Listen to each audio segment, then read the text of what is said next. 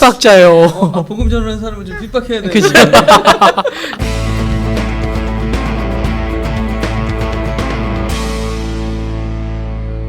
그렇게 나는 크리스찬 같지 않은 크리스찬이 되고 싶다라고 생각한 계기가 혹시 있어요? 사실 저는 굉장히 크리스천 같은 크리스천이었어요. 그 제 말 표현에 의하면 굉장히 거룩해야 되고 경건해야 되고 그런 모습들을 진짜 가지고 있는데 그런 것들이 무너지는 순간들이 있잖아요.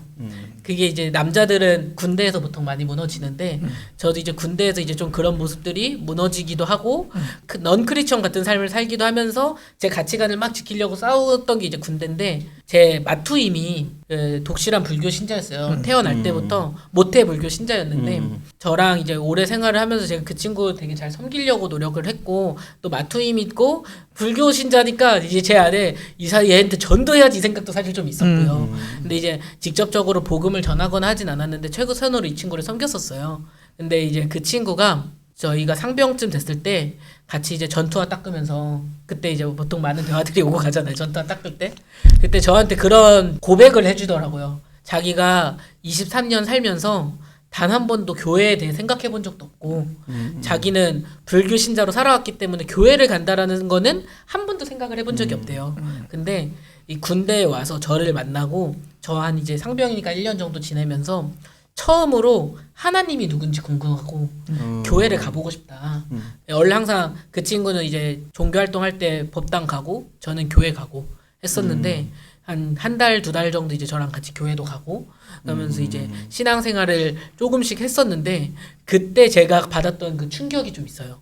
아, 내가 복음을 막 전하지 않아도 이 친구에게 나의 모습을 통해서도 복음이 전해질 수 있구나 라는 거를 굉장히 많이 느꼈고 그게 오히려 더 진정한 복음이 심길 수도 있겠구나라는 생각을 하면서 이게 그때부터 좀 제 지향점이 좀 변했던 것 같아요. 근데 후임한테 어떻게 해줬는데 그렇게 기억이 남는 추억일까요? 뭐 큰 거는 많이 없었는데 줄 담배를 기다려준다거나 셔틀 아니었나요? 고등학교 때부터 해왔던 습관? 줄 담배를 기다려준다거나 그 친구가 봤을 때는 제가 그랬을 수도 있는데 제가 봤을 때는 그 친구가 제가 지금 단어가 생각 안 나는데 그 뭐죠? 셔틀. 아니 셔틀 말고 꼬붕. 그 약간 잘 못하는 명사 있잖아요. 저 생각 안 나. 고문관. 고문관. 그 친구가 약간 고문관이었어요. 제가 볼 때. 그리고 고문관이 고문관을 볼 때 그게 있나요?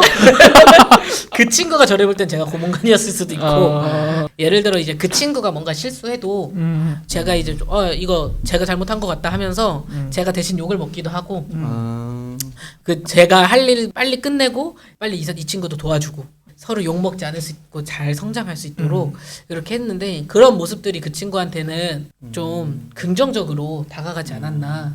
그게 기독교 언어로 그리스도의 향기를 내뿜었구나. 그렇죠. 자기가 어떤 행동을 했을 때 복음의 반응이 있구나.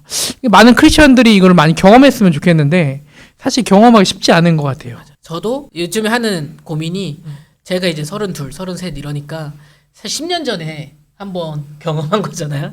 이게 내 인생에서 한 번의 경험, 한 번의 그걸로 끝나서는 안 되는데 내 삶의 순간순간마다 그런 일들과 역사들이 사실 일어나면 좋은데 쉽지 않더라고요. 아니 근데 지금 그게 뭐 당장 열매로 나타나는 거는 아니라 할지라도 그렇죠. 지금 약간 여러 사람들을 이끌어가고 있는 팀장 대리 역할을 하고 있잖아요. 현장 모금하는 친구들의. 근데 이제 보면서 많이 느낄 것 같아요. 열심히 하는 거라든지 또는 이렇게 인간적으로 소통을 해주려고 하는 거라든지 지금 당장 뭐 좋은 모습으로 나타나지 않는다 할지라도 꾸준히 나무를 심는 것처럼 하고 있지 않나 싶은 생각이 드네요. 오늘도 감동. 표현이 고급지네요. 뭔가 크리스천은 전도하면 열매를 보려 그러잖아요. 내 열매. 교회 와야 되고 모두 회신점이 있어야 되니. 근데 그게 중요한 게 아니라 결과는 진짜 하나님께 하실 거고 뭔가 꾸준히 해가는 거. 그게 우리 크리스천 자세가 아닐까라는 생각이 좀 드네요. 그거는 진짜 우리가 너무 처음부터 그런 욕심을 가지고 하면 우리가 하는 그냥 사랑이나 섬김이나 이런 것들도 너무 색안경을 끼고 볼 수 있는 것 같아요. 그냥 그 사람 자체에 대해서 집중해주고 우리가 해줄 수 있는 일들을 하는 게 낫지 않을까. 아, 많은 목사님들이 전도 멸망했어. 이러지 않으시나? 목사님 그러지 않으세요? 아 그런 거 알아요. 알아요. 숫자보다 네. 그 삶에 관심을 좀 예, 가져야 될 필요가 있어요. 인위적으로 안 되는 것 같아요. 이건 이제 교인들 얘기도 들어봐야 된다. 아, 우리 목사님 맨날 전도해.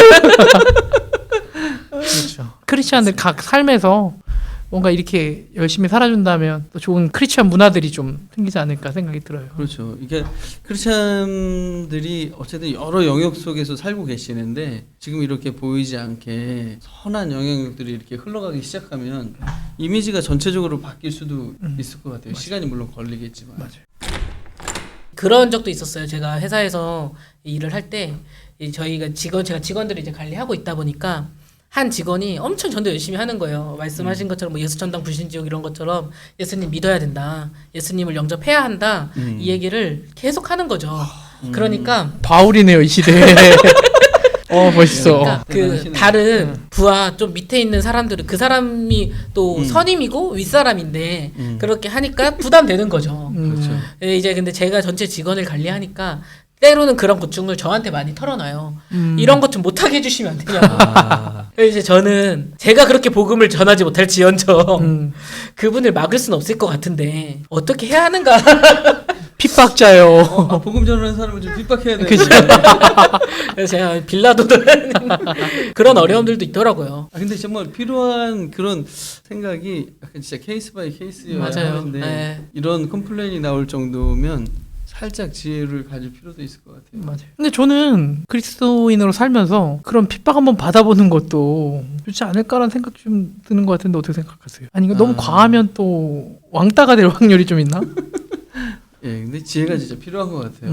그러니까 이 핍박이라는 게 예를 들어서 다른 사람들은 다 나쁜 짓을 하는데 나 혼자 안 해가지고 당하는 핍박이라면 아주 아름답고 그게 나중에 시간이 가면 이분들의 기억 속에 그래도 그때 그 교회 다니던 그 친구 그래도 좀 정직했다. 괜찮았다 이런 거가 될 텐데 또 전에 그 크리스찬 있었는데 이렇게 그 많은 직장인들이 지금 비슷한 상황 속에서 고민들도 많이 하고 할 텐데 크리스찬으로서 이렇게 살았으면 좋겠다. 격려가 될 말이나 그런 걸 해주면 좋을 것 같습니다. 그 우리가 크리스천들이 가지고 있는 어떻게 보면 가장 큰 강점들이 있잖아요. 우리 교회에서 예전부터 순종하고 뭐 섬기고 이런 것들을 잘하는데 그리스도인이니까 더 섬기고 뭐 그리스도인이니까 내가 더 해야지라고 하다 보니 많은 사람들이 결국은 지치더라고요. 그렇기 때문에 제가 생각할 때 우리가 그리스도인이기 때문에 뭔가 더 해야 한다라는 부담을 가질 필요는 없는 것 같아요.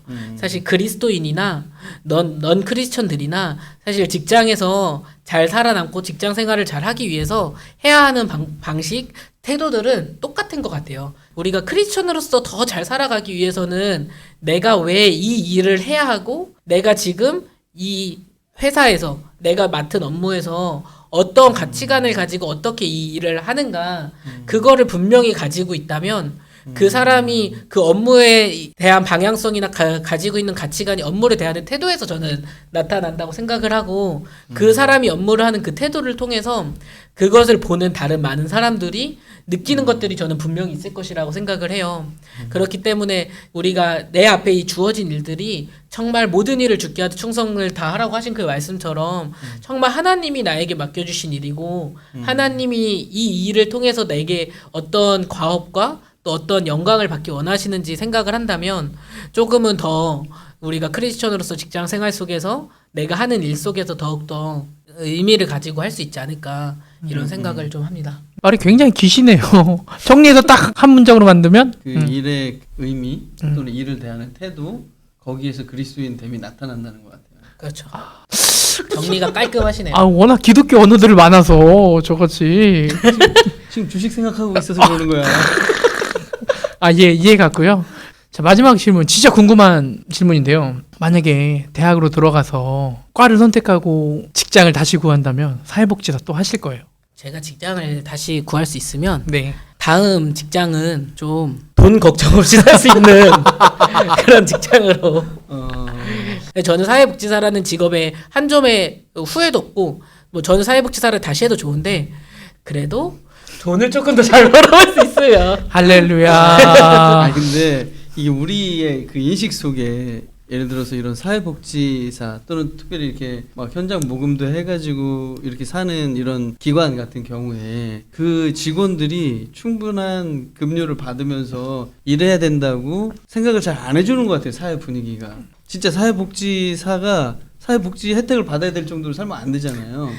그러니까 이게 어느 정도 뭐 결혼도 해야 되고 아이도 낳아야 되고 약간 우리가 같이 인식을 이 사람들도 경제적으로 잘 되어야 된다 이런 생각들을 같이 해주면서 또 물론 기관이나 정책이나 이런 것들이 따라와야 되겠지만 우리조차 너무 야박한 생각을 갖지 않으면 좋겠다. 사회복지사라고 하면 봉사라고 이제 많이들 생각을 하시니까 아까 목사님이 말씀해 주신 것처럼 뭐 저희 사회복지사들이 급여를 받는 것에 대해서 굉장히 부당하다라고 생각을 하시는 분들이 의외로 꽤 있어요. 저도 거리에서 많은 사람들 만나니까 사실 그런 걸 가지고 뭐라고 하시는 분들도 있고 우리가 돈을 받음으로써 너희는 봉사자로서의 순수성을 잃는 거다 이런 얘기까지 하는 사람들도 사실 있거든요.